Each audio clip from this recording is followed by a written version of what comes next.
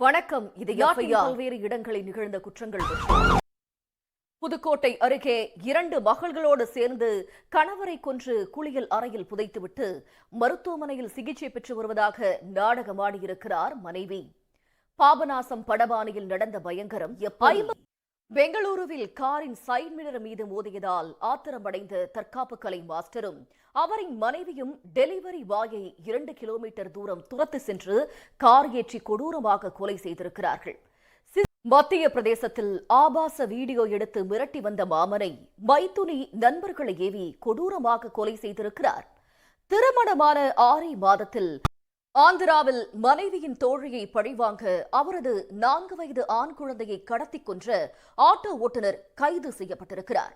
வீட்டில் தூங்கிக் கொண்டிருந்த சிறுவனை ஆட்டோ ஓட்டுநர் காஞ்சிபுரம் அருகே காரில் இருந்து 4.5 கோடி ரூபாய் கொள்ளையடிக்கப்பட்ட வழக்கில் கைதான 5 பேரிடமிருந்து 123 சவரன் தங்க நகை மற்றும் 13 லட்சம் ரூபாய் பறிமுதல் செய்யப்பட்டுள்ளது. மீதி பணம் மற்றும் தலைமறைவாக உள்ள 10 பேரை பிடிக்க தனிப்படை போலீசார் கேரளாவில். பாலிவுட் நடிகை மஹிவிஜ் கணவரை விவாகரத்து செய்யப்போவதாக இணையத்தில் உலா வந்த வதந்திக்கு 5 மாதங்களுக்கு பிறகு நடிகை முற்றுப்புள்ளி வைத்திருக்கிறார்.